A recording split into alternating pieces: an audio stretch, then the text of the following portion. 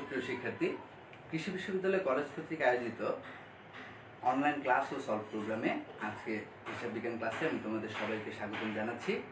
আশা করি সবাই ভালো আছো, সুস্থ আছো। তোমাদের প্রত্যেকের প্রাত্যহিক জীবন স্বাভাবিক কাটছে, যদিও আমরা একটা দুরূহ পরিস্থিতির মধ্যে রয়েছি, কিন্তু তারপরও আসলে আমাদের চলতে হচ্ছে, আমাদের সকল কার্যক্রম আসলে পরিচালনা করতে হচ্ছে একটু স্বাস্থ্যবিধি মেনে এবং সতর্ক বা সচেতনতার সাথে আমাদের কাজগুলো, আমাদের দৈনন্দিন প্রয়োজনগুলো বা চাহিদাগুলো আসলে মেটাতে হবে। কারণ এখন শীতের প্রকোপ যত বাড়বে, এই করোনার ঝুঁকিটাও কিন্তু তত বাড়বে। এই জন্য মাস্ক অবশ্যই পরিধান করে বের হতে হবে যখনই আমরা বাইরে যাব, এবং স্বাস্থ্যবিধি যা আমাদের রয়েছে এই করোনা সংক্রান্ত আমরা যেন অবশ্যই তা মেনে চলি, পালন করে চলি। হয়তোবা তাহলে খুব শীঘ্রই আমরা আমাদের সেই কাঙ্ক্ষিত স্বাভাবিক জীবন, পুরনো যে স্বাভাবিক জীবন, সেই জীবনে আমরা আবার ফিরে যেতে পারবো।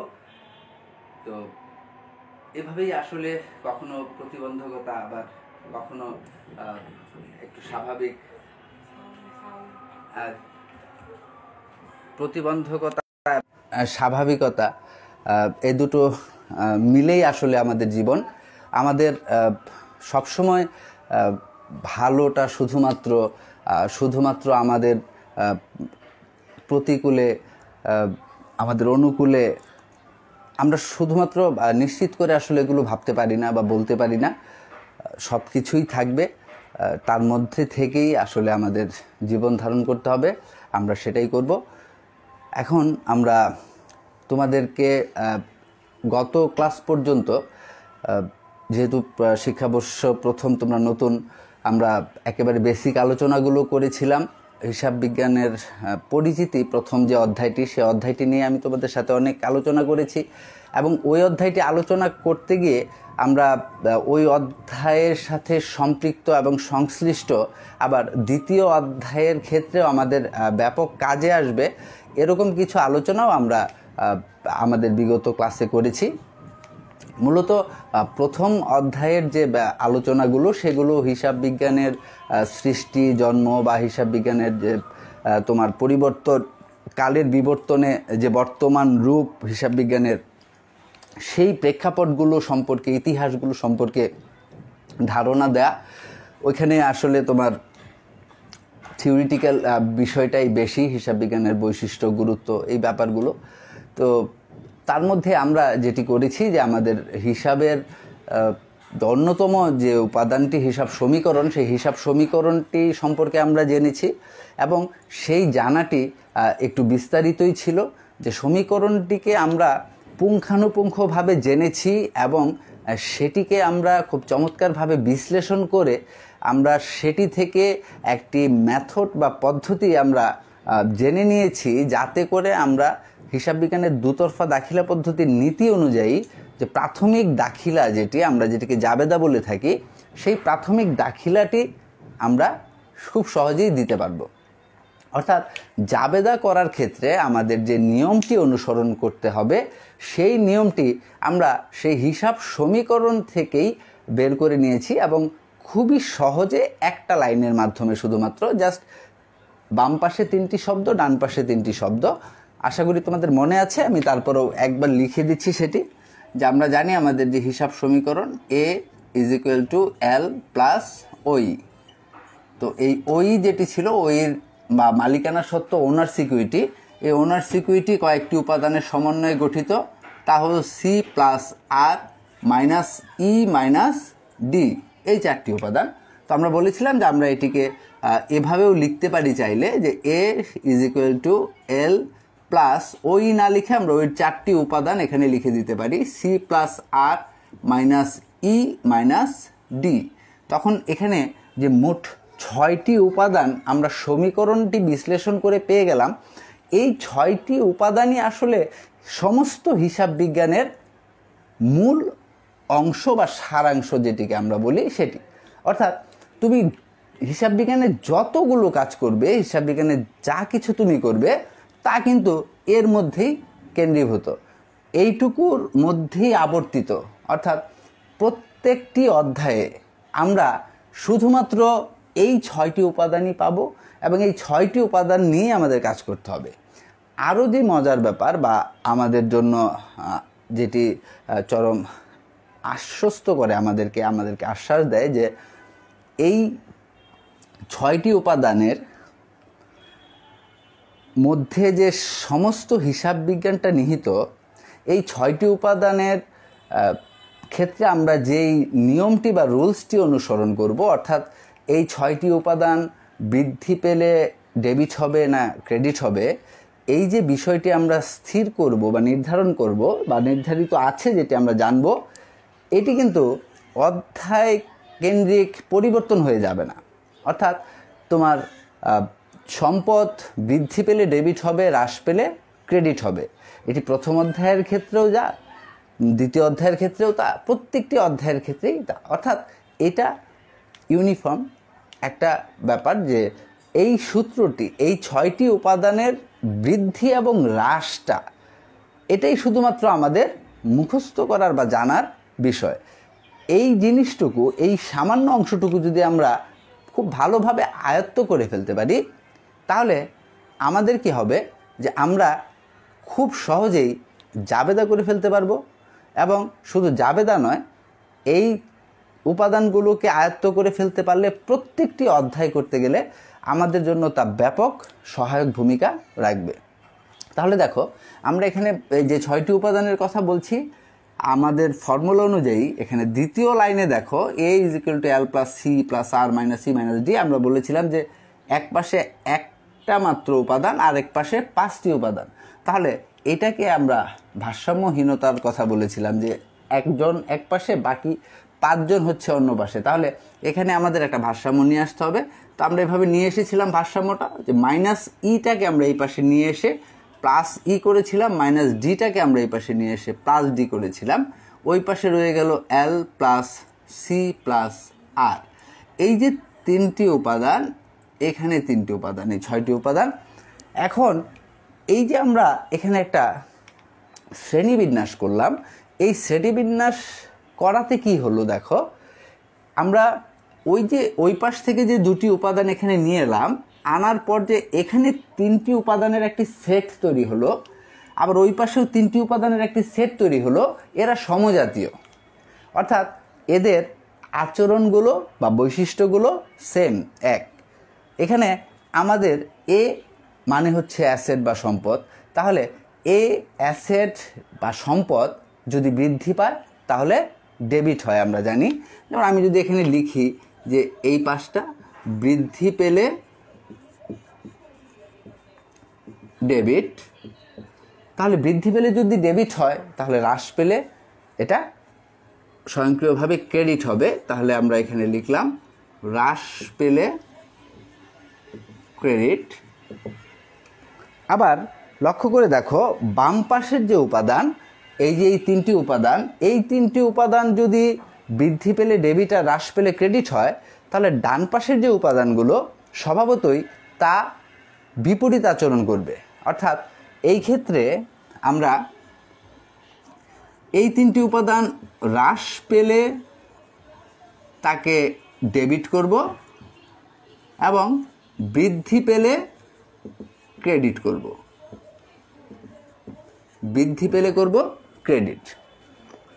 তাহলে এখন দেখো এখানে আমাদের আসলে কতটুকু আয়ত্ত করতে হচ্ছে বা মুখস্থ করতে হচ্ছে। এই ব্যাপক একটি অধ্যায় বা ব্যাপক একটি টপিকস, জাবেদা হিসাবের প্রাথমিক দাখিলা আমরা যেটিকে বলি মোস্ট ইম্পর্ট্যান্ট পার্ট, কারণ যেটি প্রারম্ভিক একেবারে প্রাথমিক দাখিলা, সেখানে যদি আমরা ভুল করি তাহলে বাকি সমস্ত জায়গায় ভুল হতে হতে চলে যাবে। এবং বছর শেষে বা হিসাবকালের শেষে তুমি যখন তোমার আর্থিক ফলাফল নির্ণয় এর কাজ যখন তুমি করবে বা আর্থিক অবস্থা নির্ণয়ের কাজ করবে, তখনও কিন্তু তোমার হিসাব মিলবে না। অর্থাৎ পরিশেষে গিয়ে তোমার হিসাব মিলবে না। আর সেই হিসাব মিলবে না, তখন আবার খুঁজে খুঁজে কোথায় গরমিল হয়েছে আবার তোমাকে শুরুতে আসতে হবে। কাজেই এখানে আমরা দেখো, এই যে a + e + d এবং l + c + r, এটা আমাদের মুখস্থ করার কিছু নেই। কারণ সমীকরণটাকে যদি আমরা একটু পুনর্বিন্যাস করতে চাই তাহলেই আমরা এই লাইনটা পেয়ে যাব। আমরা জানি কিভাবে পুনর্বিন্যাস আমরা করেছি, কারণ সমীকরণটি লিখে আমরা তারপর তার বর্ধিত রূপটি লিখব। সেই বর্ধিত রূপটি লেখার পর আমরা সেখানে একটা ভারসাম্যহীনতা ছিল, এক পাশে একজন আরেক পাশে 5 জন, আমরা সেটাকে একটা ব্যালেন্স করেছি 3 জন 3 জন করে। এই 3 জনকে যেহেতু সমজাতীয় বা একটি সেট, এই 3 জনের ক্ষেত্রেই এই সূত্রটি প্রযোজ্য হবে। এটাই হচ্ছে তোমার আসলে এই জায়গার যে মূল তাৎপর্য। কারণ আমাদের যেটি করতে হতো, এই 6টি উপাদানের জন্য আলাদা আলাদা করে বৃদ্ধি পেলে ডেবিট, হ্রাস পেলে ক্রেডিট, হ্রাস পেলে ডেবিট, বৃদ্ধি পেলে ক্রেডিট, এই জিনিসটি শিখতে হতো। যখন তুমি মুখস্থ করতে যাবে তখন 6টি উপাদানের ক্ষেত্রে বারবার এই বৃদ্ধি পেলে ডেবিট, হ্রাস পেলে ক্রেডিট, কখনো আবার হ্রাস পেলে ডেবিট, বৃদ্ধি পেলে ক্রেডিট, এ বলতে বলতে হয় কি এক ধরনের হযবরল তৈরি হয়। তখন কোনটার ক্ষেত্রে কি বলছো আসলে তখন আর হুদিস থাকবে না, এবং প্রায়ই দেখবে যে ভুল করে বসছো শুধুমাত্র উচ্চারণগুলো একই জিনিস বারবার করার কারণে। পাখি পাকা পেঁপে খায় বলে না, যে এই কথাটা বারবার বলতে থাকো তো দেখবে পাখি পাকা পেঁপে খায়, এটা বেশ কয়েকবার বলার চেষ্টা করতে গেলেই দেখবে যে তুমি খুব অল্পতেই ভুল করে ফেলেছো। এটা উচ্চারণগত আসলে একটা প্রবলেমের কারণে। তো এরকম এই 6টিকে আলাদা আলাদা করে যদি আমরা মুখস্থ করে ফেলতে চাই তখনই একটা আসলে বিপর্যয় ঘটে। যে কারণে আমরা যদি এভাবে একটু টেকনিক্যালি কাজটা করি তাহলে কিন্তু মুখস্থ করারই প্রয়োজন পড়বে না। আমি জাস্ট এইভাবে মনে রাখার চেষ্টা করি যে আমার এখানে বাম পাশে 3টি উপাদান রয়েছে, ডান পাশে 3টি উপাদান রয়েছে। বাম পাশে কোন 3টি উপাদান আসবে এটা যদি আমার মাথায় মুখস্থ নাও থাকে, আমি কি করব, জাস্ট যদি একটা কোণায় খসড়া করে আমি যদি সমীকরণটা লিখি তাহলে কিন্তু অটোমেটিক্যালি বের হয়ে আসবে যে বাম পাশে কি কি থাকবে, a plus E plus D, ডান পাশে কি থাকছে L plus C plus R. তাহলে এই যে বাম পাশের যে 3টি উপাদান এবং ডান পাশের 3টি উপাদান, বাম পাশের ক্ষেত্রে কোন ফর্মুলাটি প্রযোজ্য হবে, বৃদ্ধি পেলে ডেবিট, হ্রাস পেলে ক্রেডিট। ডান পাশের ক্ষেত্রে কোন ফর্মুলাটি প্রযোজ্য হবে, আগেরটার বিপরীত, তার মানে হ্রাস পেলে ডেবিট, বৃদ্ধি পেলে ক্রেডিট। ব্যাস, দেখো কত সহজ। অর্থাৎ আমার এখানে দুটো সেট পেয়েছি আমি, 3টে করে শব্দ অক্ষর। তাহলে বাম পাশে 3টি উপাদান, ডান পাশে 3টি উপাদান। বাম পাশে কী কী উপাদান, এ প্লাস ই প্লাস ডি, ডান পাশে কী কী, এল প্লাস সি প্লাস আর।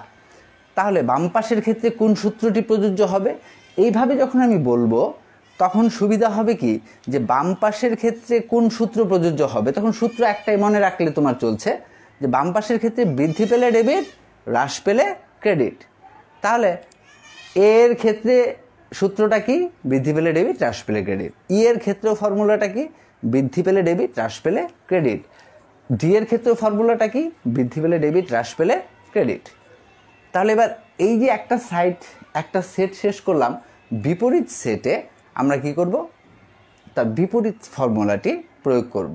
অর্থাৎ এখন হবে হ্রাস পেলে ডেবিট, বৃদ্ধি পেলে ক্রেডিট। তাহলে এল প্লাস সি প্লাস আর, এই 3টি উপাদান হ্রাস পেলে ডেবিট হবে, বৃদ্ধি পেলে ক্রেডিট হবে। তাহলে কি কি, এল দ্যাট মিনস লাইবিলিটিস বা দায়, সি ক্যাপিটাল বা মূলধন, এবং আর রেভিনিউ বা আয় যাকে বলি, এই 3টি উপাদান হ্রাস পেলে ডেবিট, বৃদ্ধি পেলে ক্রেডিট হবে। এই যে আমি এইটুকু ফর্মুলা আয়ত্ত করে ফেললাম, এখন পৃথিবীতে যত লেনদেন রয়েছে সকল লেনদেনের জাবেদা করার ক্ষমতা আমার অর্জিত হয়ে গেছে শুধুমাত্র এইটুকু উপাদানের মাধ্যমে। অর্থাৎ এই জ্ঞানটুকু অর্জনের কারণে আমি সমস্ত জাবেদা পৃথিবীর করতে পারবো। তাহলে দেখো আসলে যখনই আমরা মুখস্থ বিদ্যার দিকে ঝুঁকি, বা আমাদেরকে যখন কেউ গাইডলাইন দেয় যে মুখস্থ করে ফেলো, এই সূত্রগুলো মুখস্থ করে ফেলবে, তারপর জাবেদা, ক্রয় সংক্রান্ত জাবেদা যা আছে সব মুখস্থ করে ফেলবে, বিক্রয় সংক্রান্ত যা আছে মুখস্থ করে ফেলবে, এইভাবে যখন গাইডলাইন দেয় তখন আসলে হয় কি, কাজের তোমার পরিধি ব্যাপক হয়ে যায়। কারণ অনেক লেনদেন হতে পারে, তুমি চাইলে বসে বসে নিজে প্রতিদিন হাজার হাজার লেনদেন তৈরি করতে পারবে। কত শত ঘটনা প্রতিদিন ঘটছে আসলে, আর্থিক ঘটনা।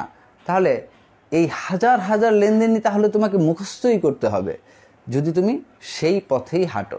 কিন্তু আমি তোমাকে মুখস্থ করার কথা কখনোই বলবো না, কোনো কিছুতেই না, যতটুকু না হলেই না। অর্থাৎ যেখানে মুখস্থ করাটা অত্যাবশ্যকীয়, যেমন আমাকে এইটুকু তো মুখস্থ করতেই হবে যে এই 3টি উপাদান বৃদ্ধি পেলে ডেবিট, হ্রাস পেলে ক্রেডিট, এইটুকুই আমি মুখস্থ করলাম। বাট এখানে এমন কোনো মুখস্থের বিষয় নাই যে যেটা নিয়মতান্ত্রিক হয়নি। এখানে যা আমরা করছি 100% অথেন্টিক হবে এবং নিয়মতান্ত্রিকভাবে হবে। আমরা হিসাব সমীকরণকে কাজে লাগিয়ে আমাদের জাবেদা করার প্রয়াস করছি। তাহলে অবশ্যই হিসাব সমীকরণ, যে গোল্ডেন ইকুয়েশন অফ অ্যাকাউন্টিং, এটি একটি সর্বজন স্বীকৃত একটি নীতিমালা বা সমীকরণ, যাতে করে কোনো ধরনের প্রবলেম আমাদের হবে না। এবার আসো আমি তোমাদেরকে দেখাই যে আমরা আজকে যে প্রিভিয়াস আলোচনাটা আমরা করেছি, এটা ক্লাসে আমি কিন্তু বিস্তারিত আলোচনা করেছি। যেহেতু আজকে থেকে আমরা দ্বিতীয় অধ্যায়ের আলোচনা করব, সেই দ্বিতীয় অধ্যায়ের শুরুতেই আমরা প্রাথমিক দাখিলা নিয়ে আলোচনা করব। তো প্রাথমিক দাখিলার আলোচনার জন্য আমাদের পূর্বের যে জ্ঞানটুকু যাদের রয়েছে, যারা ছিলে ক্লাসে, তাদের তো আছেই। আজকে যারা নতুন করে এসেছো বা আজকে যারা গত ক্লাসে যারা ছিলে না বা থাকতে পারোনি, তাদের জন্য আমি আবার আরেকটু এটার পুনরাবৃত্তি করলাম। আমরা আশা করব যে আজকে যারা নতুন এসেছো তারা এইটুকু আলোচনার মাধ্যমেই 100% কনফিডেন্টলি এই প্রাথমিক দাখিলা বা জাবেদা করতে পারবে। কারণ এখানে এমন কঠিন কিছুই নেই যার জন্য তোমাকে ব্যাপক সময় ব্যয় করতে হবে বা অনেক ধৈর্য ধরতে হবে। এইটুকু আমরা জেনে গেছি, এখন আমরা জাবেদা করতে প্রস্তুত। তাহলে জাবেদা করার ক্ষেত্রে আমরা কিছু স্টেপ ফলো করব। সেই স্টেপগুলো যদি আমরা সঠিকভাবে ফলো করতে পারি এবং তার সঠিক উত্তরটা যদি আমরা লিখতে পারি, তাহলেই আর কোনো ধরনের প্রবলেম থাকবে না। তো দেখো যে প্রাথমিক দাখিলা বলা হচ্ছে, এটার মানে হলো যে একটি লেনদেন সংগঠিত হওয়ার সাথে সাথে তাকে দুতরফা দাখিলা পদ্ধতির নীতি অনুযায়ী তার ডেবিট ক্রেডিট বিশ্লেষণ করে একটা পক্ষকে ডেবিট, একটা পক্ষকে ক্রেডিট নামে লিখতে হয়। তাহলে এই যে আমরা ডেবিট ক্রেডিট লিখব, এই ডেবিট ক্রেডিট লেখাটাকে আমি বলেছি যে মোস্ট ইম্পর্টেন্ট কাজ। তুমি একেবারেই তোমার বেসিক কাজ এটা শুরুর, এখানে ভুল হলে কিন্তু দুনিয়া সব ভুল হয়ে যাবে। তো এইটা যেন ভুল না হয় সেই ক্ষেত্রে আমরা কয়েকটা স্টেপ ফলো করব। অর্থাৎ আমরা কাজটি করার সময় হুট করে শুধুমাত্র জাবেদাটা বলে না দিয়ে মুখস্থ করা লোকের মতো আমরা এটা যে খুব বুঝে করছি এবং আমরা যেটা ভালোভাবে আয়ত্ত করতে পেরেছি সেই প্রমাণটা প্রতিনিয়ত নিজেকে দিয়ে যাব। অর্থাৎ আমি কাজটি করার সময় মনে মনে হলেও আওড়াবো যে এটি করতে হবে, তাহলে এটা হবে। দেখো আমি তোমাদেরকে দেখাচ্ছি। ধরো এখানে একটি লেনদেন,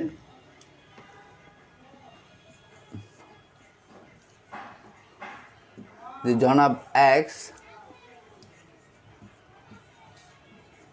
নগদ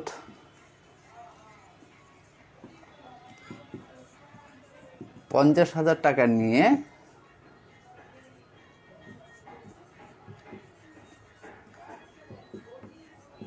কারবার আরম্ভ করলেন।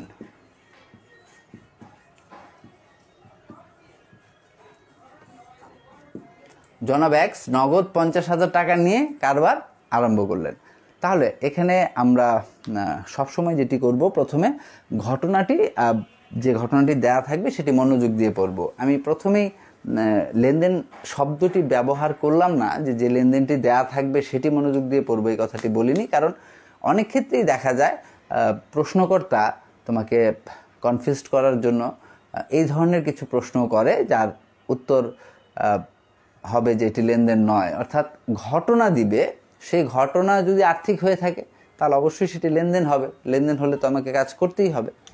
আবার মাঝে মাঝে কিছু অনার্থিক ঘটনা এর মাঝখানে দিয়ে দেয়। আমরা অনেক সময় কি করি, ভাবি যে যেহেতু একটি ব্যবসা প্রতিষ্ঠানের কিছু লেনদেনের কথা বলে এর আন্ডারে এইগুলো লিখেছে, তাহলে সবই মনে হয় লেনদেন। কিন্তু মাঝখানে একটা দুইটা ঘটনা হয়তো অনার্থিক দিয়ে দিবে, যেটি পরে আমাদের বুঝতে হবে যেটি আসলে লেনদেন নয়। তাহলে ঘটনা যেগুলো উল্লেখ থাকবে আমরা ভালোভাবে পড়ব, পড়ে আমরা প্রথমে দেখব যে এটি কি আর্থিক না অনার্থিক। যদি আর্থিক হয় তাহলে লেনদেন, আর যদি অনার্থিক হয় তাহলে বাদ। অ্যাট ফার্স্ট ডিসিশন নেওয়ার ব্যাপার হচ্ছে এটা। তো নর্মালি যেটি হবে যে প্রশ্নপত্রে বেশিরভাগ ক্ষেত্রেই আর্থিক ঘটনাগুলোই থাকে, অর্থাৎ লেনদেনই থাকে। রেয়ার কেস দু একটা হয়তো বা আসতে পারে ওরকম, ওটার জন্য প্রিপারেশন তোমার থাকে, তাই আমি বলে দিচ্ছি। তাহলে আমাদের যা করতে হবে সেটা হচ্ছে আমরা পড়ে দেখব যে ঘটনাটি লেনদেন কিনা, অর্থাৎ আর্থিক না অনার্থিক। আমরা পড়ে দেখলাম যে এটি একটি লেনদেন। যেমন আমরা এখানে পড়বো এটি, জনাব এক্স নগদ 50,000 টাকা নিয়ে কারবার আরম্ভ করলেন। তাহলে এখানে আমরা দেখছি এটি একটি আর্থিক ঘটনা, কারণ জনাব এক্স এখানে মালিককে বোঝানো হচ্ছে বা স্বত্বাধিকারী যিনি, তো স্বত্বাধিকারী কী করলেন, নগদ 50,000 টাকা নিয়ে কারবারটি আরম্ভ করলেন। তো এবার নগদ 50,000 টাকা নিয়ে কারবারটি আরম্ভ করায় এটি লেনদেন হয়েছে আমরা সুনিশ্চিত। যেহেতু লেনদেন হয়েছে তাহলে অবশ্যই এখানে কমপক্ষে কয়টি পক্ষ থাকবে, আমরা অনেকবার আলোচনা করেছি এগুলো নিয়ে, কমপক্ষে দুটি পক্ষ থাকবে। গুড। এখন এই দুটি পক্ষ বলতে আমরা আসলে কি বুঝি? তোমরা কিন্তু আমার এই ধারাবাহিকতাটা একটু লক্ষ্য করবে যে আমি আসলে কোনটার পর কোনটা ভাবছি। আমি নিজে নিজেই ভাববো, আবার নিজে নিজেই উত্তর দিব, নিজে নিজেই মনে মনে প্রশ্নটা করব, আবার নিজে নিজেই উত্তরটা দিব। তাহলে আমি আমার ডাটাটা পাবো, সেই ডাটাটা কাজে লাগিয়ে তারপর আমি জাবেদাটা করব। তাহলে ফার্স্ট কাজ, প্রথম কাজই হচ্ছে লেনদেন থেকে দুটি পক্ষ চিহ্নিত করা। তাহলে লেনদেন থেকে দুটি পক্ষ চিহ্নিত করব। পক্ষ বলতে আমরা কি বুঝি? পক্ষ বলতে আমরা বুঝি এমন দুটি শব্দ, যে দুটি শব্দ দ্বারা, অনলি দুটি ওয়ার্ড দ্বারা আমরা পুরো সেন্টেন্সটাকে বুঝে যাব। এমন দুটো শব্দ লিখব যেটি দ্বারা আমরা কি ঘটনা ঘটেছিল সেই বাক্যটি আমরা বলে দিতে পারবো।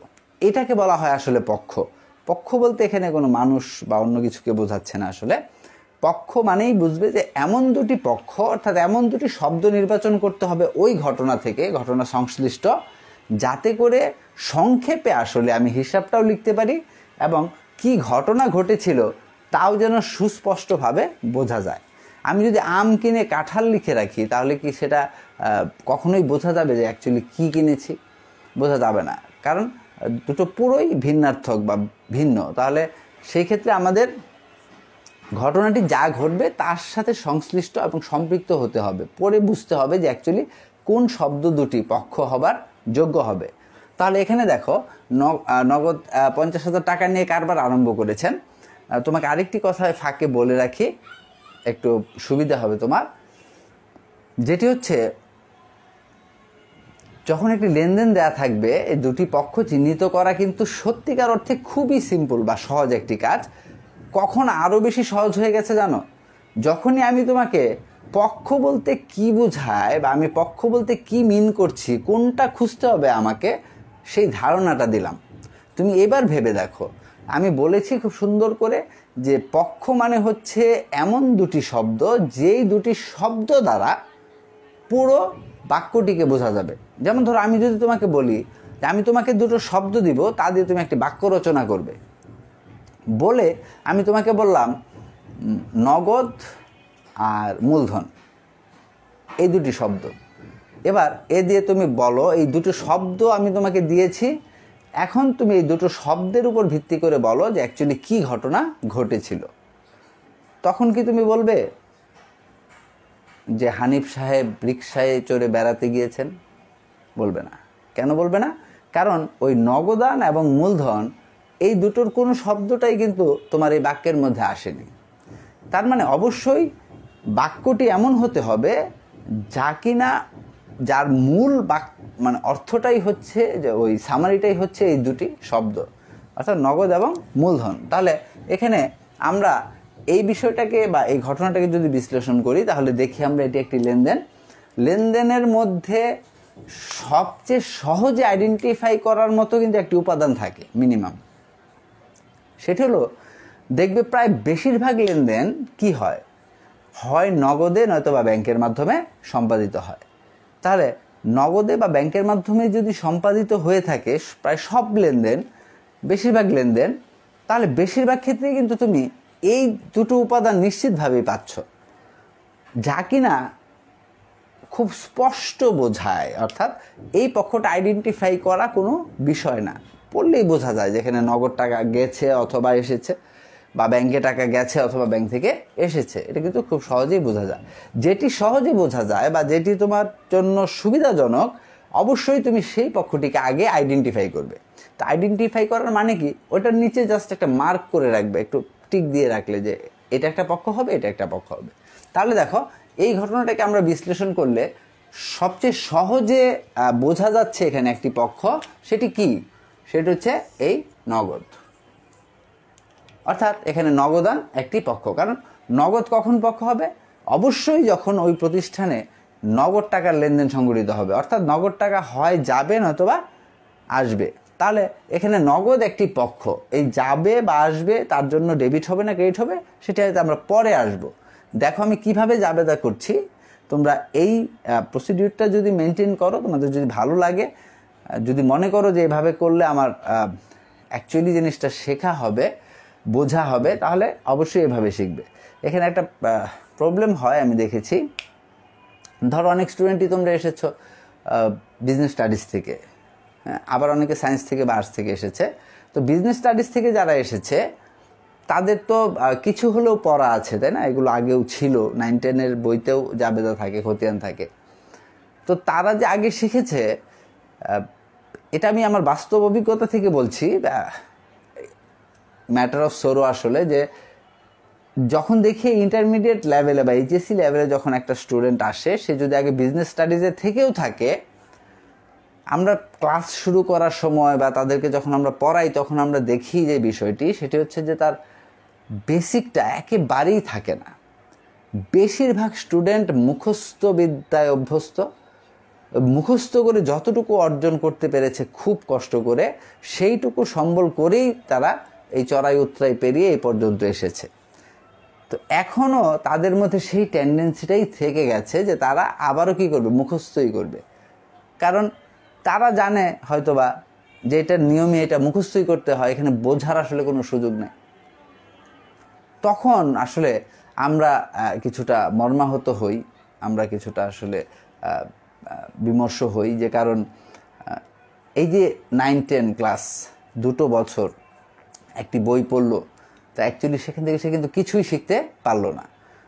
কাজেই এখানে আমাদের বুঝে কাজ করার বা বুঝে পড়ার, বুঝে শেখার ব্যাপারটা কিন্তু অবশ্যই মাথায় রাখতে হবে। এটা মোস্ট ইম্পর্ট্যান্ট একটা বিষয়। যখন তুমি শিখবে, বুঝবে, একবার যদি ভালোভাবে বুঝে যেতে পারো, পরবর্তীতে তোমাকে আর সেটি খুব বেশি ওই প্র্যাকটিসও করতে হবে না, এমনিতেই তোমার মনে থাকবে বহু বছর। কাজেই এই যে ব্যাপারটা আমরা যেটি করব, যে এখানে একটা পক্ষ আইডেন্টিফাই করেছি নগদ, দেখবে একটা পক্ষ থাকবে। এই নগদ টাকাটা কিভাবে আসলো? প্রতিষ্ঠানে জনাব এক্স এখানে নিয়ে এসে, এক্সকে উনি হচ্ছেন স্বত্বাধিকারী বা মালিক। তাহলে যিনি প্রতিষ্ঠানের মালিক বা স্বত্বাধিকারী, তিনি যখন টাকা নিয়ে আসেন প্রতিষ্ঠানে, বা তার ব্যক্তিগত অর্থ যখন তিনি প্রতিষ্ঠানে বিনিয়োগ করেন, যখনই মালিকের নিজস্ব অর্থ প্রতিষ্ঠানে আসবে, তখনই সেটাকে কি বলা হবে? মূলধন হিসাবে অভিহিত করা হবে। মালিকের নিজস্ব টাকা, মনে রাখতে হবে। মালিক যদি আবার ব্যাংক থেকে প্রতিষ্ঠানের নামে লোন করে নিয়ে আসে, সেটা কিন্তু মালিকের নিজস্ব টাকা নয়, কাজে সেটা কিন্তু মূলধনের অংশ হিসেবে বিবেচিত হবে না। তার জন্য ব্যাংক ঋণ নামে আলাদা কাজ করতে হবে। তাহলে এখানে আমরা দেখছি মালিক কারবার আরম্ভ করেছে নগদ 50,000 টাকা নিয়ে। এখানে মূলধন কথাটা কোথাও নেই, উজো আছে, কিন্তু আমরা একটু আগে বলেছি যে যা মালিকের নিজস্ব যা কিছু নিয়ে মালিক কারবার আরম্ভ করবেন, তাকে কি নামে অভিহিত করতে হবে? মূলধন নামে। তাহলে এখানে আরেকটা পক্ষ কি? আরেকটা পক্ষ হচ্ছে মূলধন।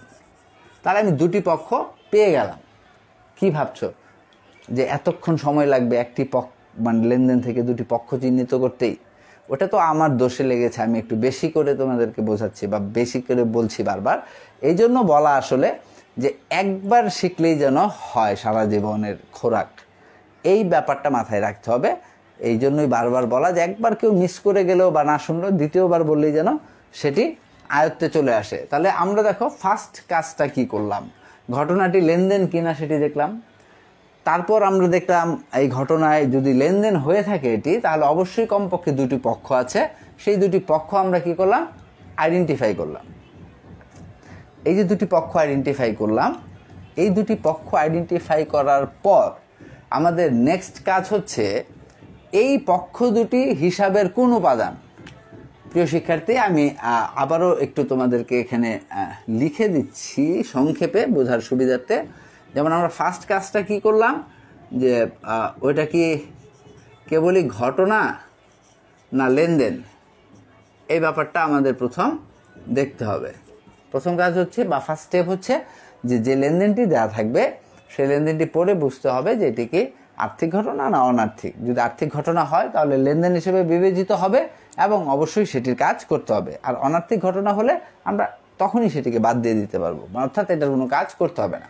তাহলে এখানে নিঃসন্দেহে এই ঘটনাটি কি একটি আর্থিক ঘটনা এবং এটি একটি লেনদেন। লেনদেন যেহেতু বিধায় দুটি পক্ষই রয়েছে এখানে, একটি পক্ষ হচ্ছে নগদ আর একটি পক্ষ হচ্ছে মূলধন, এই দুটি পক্ষ এখানে রয়েছে।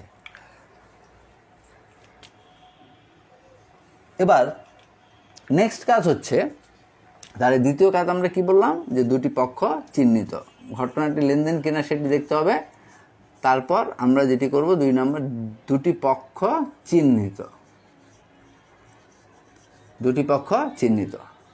3, দুটি পক্ষ চিহ্নিত করে ফেলেছি।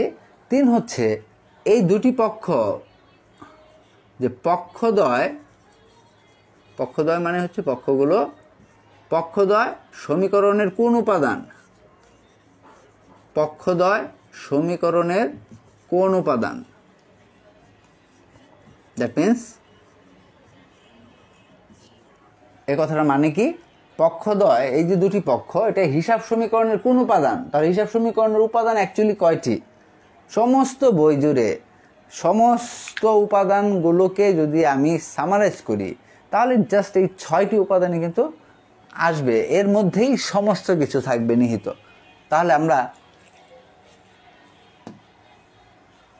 এখানে যে দুটি পক্ষ আইডেন্টিফাই করেছি, নগদ, বলো নগদ হিসাব সমীকরণের কোন উপাদান, অর্থাৎ এটি আয় ব্যয় দায় সম্পদ উত্তোলন কোনটা, তখন তুমি নিঃসন্দেহে বলবে এটি সম্পদ, দ্যাট মিন্স এ, এটা হচ্ছে এ।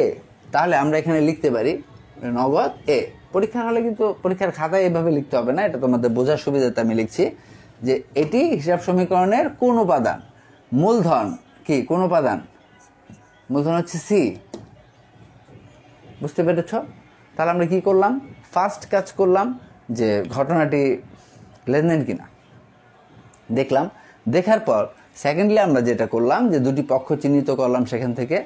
এই দুটি পক্ষ চিহ্নিত করার পর এই পক্ষগুলো হিসাব সমীকরণের কোন উপাদান, এ ই ডি এল প্লাস সি প্লাস আর, এর বাইরে কিচ্ছু হবে না।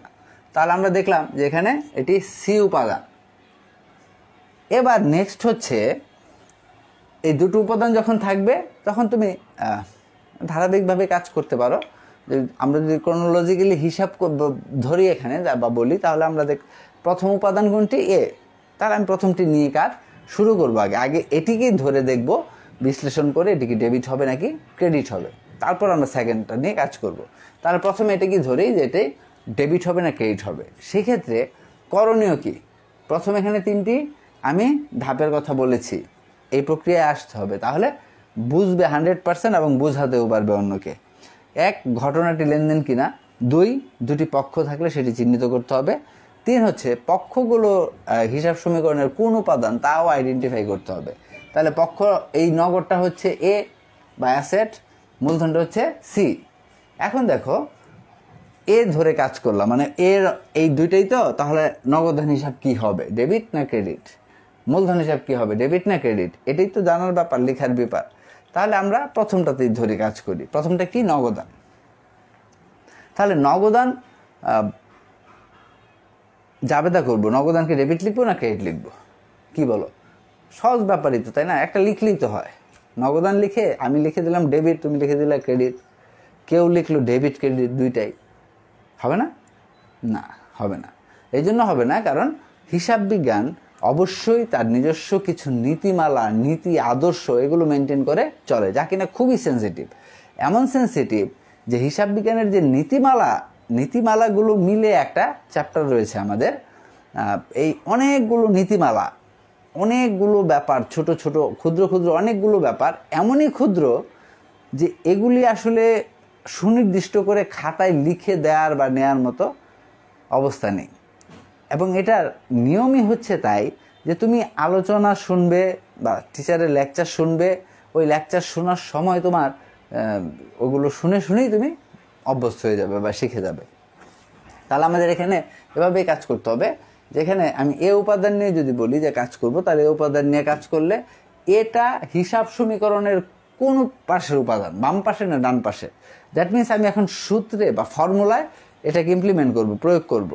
তাহলে যখনই আমি এটাকে সূত্রে ফেলবো তখন কোন সূত্রটা প্রযোজ্য হবে এর জন্য। তার মানে আমি এখানে যা লিখেছিলাম যে আমরা পক্ষ চিহ্নিত করলাম, পক্ষ চিহ্নিত করার পর আমরা দেখব যে কোন সূত্র প্রযোজ্য, কোন সূত্র প্রযোজ্য। এখন এই কোন সূত্র প্রযোজ্য মানে হচ্ছে যেমন ধরো প্রথম আমি যেটা লিখেছি এ মানে অ্যাসেট, তোমাকে বলতে হবে এভাবে, সবসময় বাংলায় লেখা থাকলেও তুমি সম্পদটার নাম পড়ে এটা যদি সম্পদ হয় তাহলে অ্যাসেট উচ্চারণ করবে, বলবে দায় হলে এল বলবে, লাইবিলিটিস এভাবে। তাহলে আমরা এখানে প্রথম যেটি দেখলাম যে কোন সূত্র প্রযোজ্য, তাহলে এ বাম পাশের উপাদান না ডান পাশের, বাম পাশের।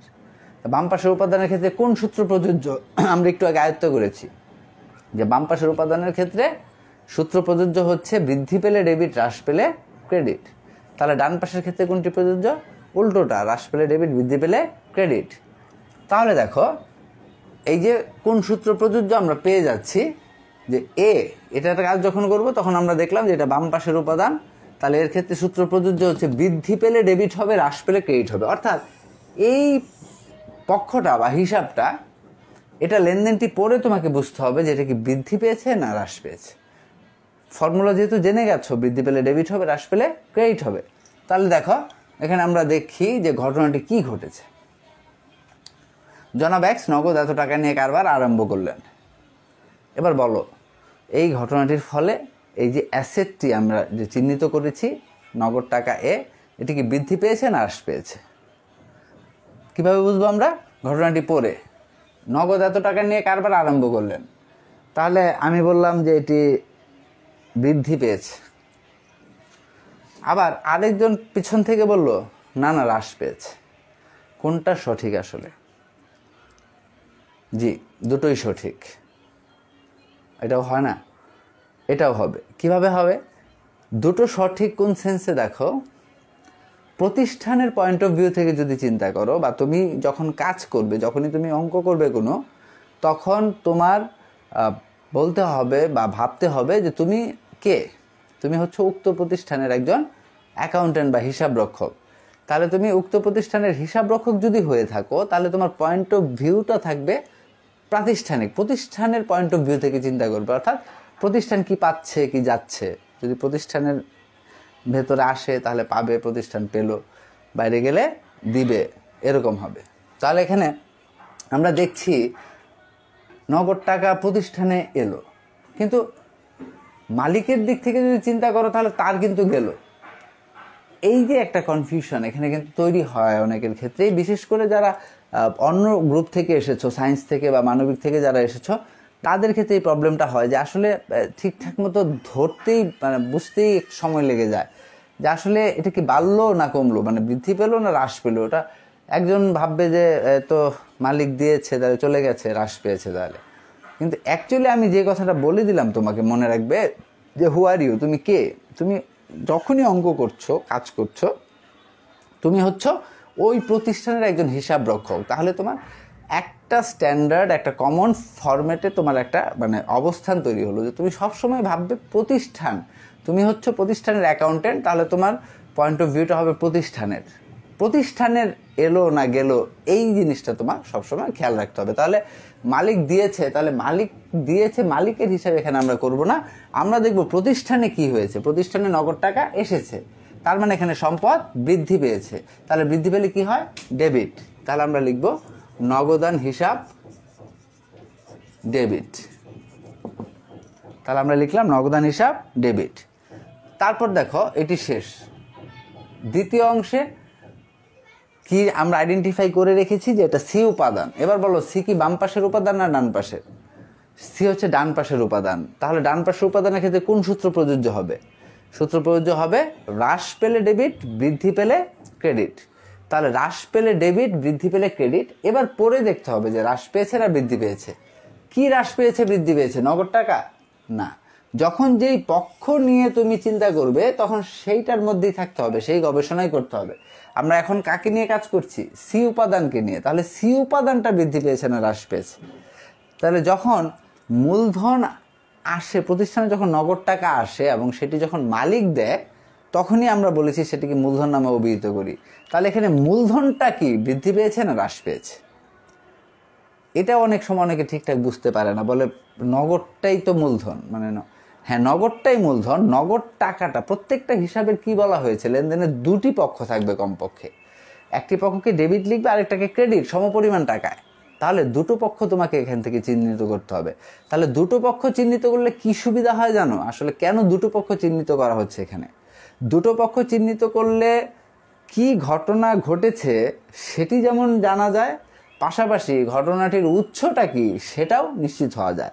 যেমন ধরো বেতন দেওয়া হলো নগদে, তাহলে কি এখানে দুটি পক্ষ কি, একটা নগদ একটা বেতন।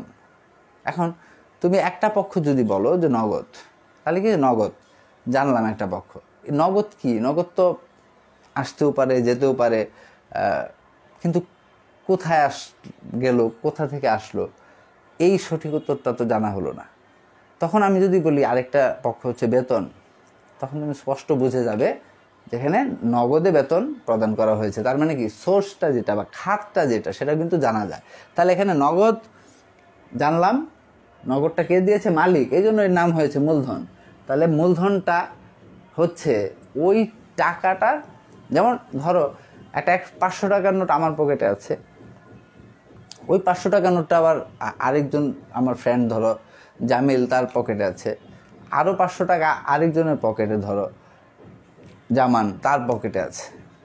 প্রত্যেকের পকেটে কিন্তু 500 টাকার নোট, কিন্তু এই তিনটা 500 টাকার নোটের মালিক আলাদা আলাদা তিনজন, তাই না?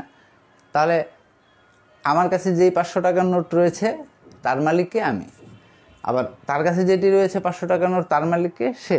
মানে 500 টাকার নোটেরই ধরো তিনজন মালিক, তিনটা 500 টাকার নোটে। তাহলে এই যে নগদ টাকা, ব্যাংক টাকা, এগুলো পক্ষ হবে একটা করে সব সময়, কিন্তু সেইটার যদি এসে থাকে তাহলে উৎসটা কি, কোথা থেকে এসেছে, সেটা যদি গিয়ে থাকে কোথাও, তাহলে খাতটা কি, কোন খাতে গিয়েছে, সেই ব্যাপারটাই হচ্ছে আরেকটি পক্ষ। তাহলে এখানে মূলধন সি, মূলধনটা ডান পাশের উপাদান। আমরা বলেছি সূত্র প্রযোজ্য হবে হ্রাস পেলে ডেবিট, বৃদ্ধি পেলে ক্রেডিট। আমরা দেখলাম যে এখানে মূলধন আসায়, মানে মূলধনটা যে, মূলধনটা কি, মূলধনটা হচ্ছে মালিকের একটা অধিকার বা ওনার সিকিউরিটির একটা অংশ। তাহলে এই টাকাটা দেয়াতে মালিকের অধিকারটা প্রতিষ্ঠানের সম্পত্তির উপর বৃদ্ধি পেল না হ্রাস পেল? বৃদ্ধি পেয়েছে। গুড। তাহলে বৃদ্ধি পেলে ক্রেডিট। এখন এটা বৃদ্ধি পেলে ক্রেডিট সূত্র অনুযায়ী। তাহলে আমরা লিখব এখানে মূলধন হিসাব, আমরা লিখব মূলধন হিসাব ক্রেডিট 50,000 টাকা। দুটোই 50,000 টাকা হবে।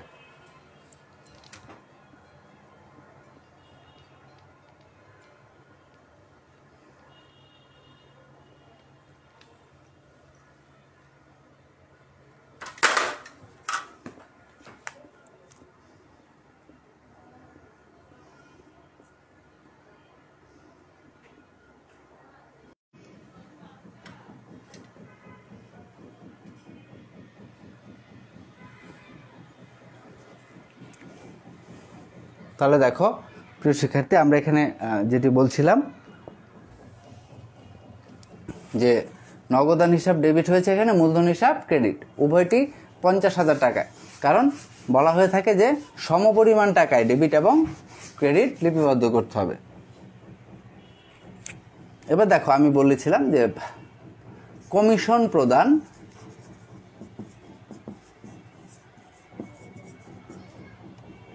চেকে 200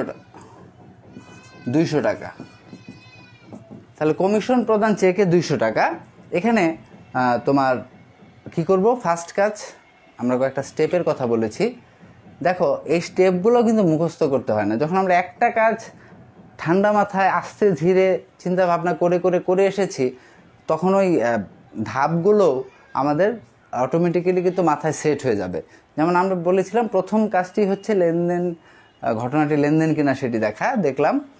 কমিশন যেহেতু প্রদান করা হয়েছে চেকে, অবশ্যই এটি একটি লেনদেন, তাহলে এখানে অবশ্যই দুটো পক্ষ থাকবে কমপক্ষে, তাহলে সেটা চিহ্নিত করতে হবে। দুটো পক্ষ চিহ্নিত করলাম, দেখো একটি হচ্ছে কমিশন, একটি হচ্ছে ব্যাংক। চেক, চেক মানে কি? ব্যাংক। চেকের নামে তো আর হিসাব লিখবো না, চেক হিসাব তো আর লেখা যাবে না, লিখতে হবে ব্যাংক হিসাব। তাহলে এখানে দুটি পক্ষ, একটা হচ্ছে কমিশন আর একটা হচ্ছে চেক। চেক মানে কি? ব্যাংক হিসাব। তাহলে দুটো পক্ষ পেয়ে গেলাম। তারপরের ধাপটা কি? এই দুটো পক্ষ যে আমরা পেয়েছি এটা হিসাব সমীকরণের কোন উপাদান? কমিশন প্রদান করা হয়েছে, তার মানে কমিশন এখানে একটি ব্যয় বা এক্সপেন্স, তাহলে এটা ই উপাদান। ব্যাংক হচ্ছে সম্পদ, অ্যাসেট, এ উপাদান। তারপর আমাদের যেটি দেখতে হবে যে একটা করে ধরে কাজ করব। প্রথমে এটা ই, এক্সপেন্স। বলো বাম পাশের উপাদান না ডান পাশের? বাম পাশের। বাম পাশের হলে কোন সূত্র প্রযোজ্য হবে? বৃদ্ধি পেলে ডেবিট, হ্রাস পেলে ক্রেডিট। তাহলে এবার দেখবো এখানে এই ব্যয়টা বৃদ্ধি পেয়েছে না হ্রাস পেয়েছে। কমিশন প্রদান করা হয়েছে, তাহলে অবশ্যই ব্যয়টা বৃদ্ধি পেয়েছে, তাহলে বৃদ্ধি পেলে ডেবিট হবে সূত্র অনুযায়ী। তাহলে কমিশন হিসাব ডেবিট, ব্যাংক অ্যাসেট। কমিশনটা চেকে দেওয়া হয়েছে, তার মানে আমি একজনকে চেক দিয়েছি, সেই চেকটা নিয়ে সে ব্যাংকে যাবে, ব্যাংক থেকে টাকাটা তুলে নেবে, অর্থাৎ টাকাটা আমার নগদ থেকে কমবে না, কমবে ব্যাংক থেকে। তাহলে ব্যাংক থেকে যখন টাকাটা কমবে তখন কি আমার ব্যাংকের টাকা কমে যাচ্ছে, ব্যাংকের টাকা হ্রাস পাচ্ছে, তাহলে এটা অ্যাসেট, সম্পদ। হ্রাস পেলে কি হবে? ক্রেডিট, বাম পাশের উপাদান। তাহলে আমরা লিখবো এখানে কমিশন হিসাব ডেবিট, ব্যাংক হিসাব ক্রেডিট। আশা করি তোমরা বুঝতে পারছ। মুছে দিচ্ছি আমি। ধরো বলা হচ্ছে আসবাবপত্র ক্রয় 20,000। তাহলে আসবাবপত্র ক্রয় যদি বলে 20,000, এখানে দুটো পক্ষ চিহ্নিত করতে হবে। দুটো পক্ষ কি? একটা আসবাবপত্র, একটা হচ্ছে নগদ। কেউ কেউ বলতে পারো স্যার ক্রয়ও তো একটা পক্ষ হতে পারে, রাইট। এখানে ক্রয়ও একটি পক্ষ হতে পারে, কিন্তু যখনই মনে রাখবে আমরা কোনো সম্পত্তি ক্রয় করব তখন উক্ত সম্পত্তির নামে হিসাবটা লিখতে হবে। কারণ ক্রয় লিখলে অলওয়েজ সেটা পণ্য ক্রয়কে বোঝাবে। কাজেই সম্পত্তি কিনলে সেখানে তো আর পণ্য কিনা হচ্ছে না, সম্পত্তি কিনা হচ্ছে, তাই সম্পত্তির নামে হিসাবটা লিখতে হবে।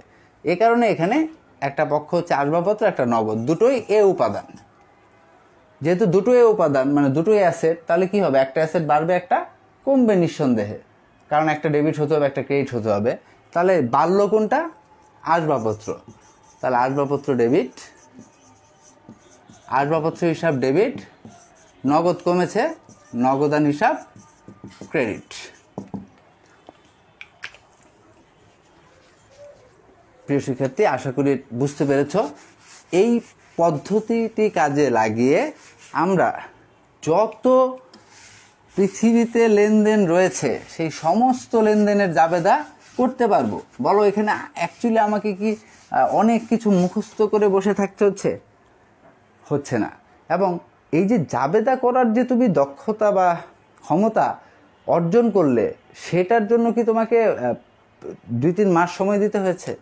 তাও কিন্তু না, খুবই কম সময়ে শুধুমাত্র নিজস্ব কিছু টেকনিক এবং আন্তরিকতা দিয়ে আমরা কিন্তু খুব সহজেই একটি চ্যাপ্টার নিজেদের আয়ত্তে নিয়ে আসতে পারি।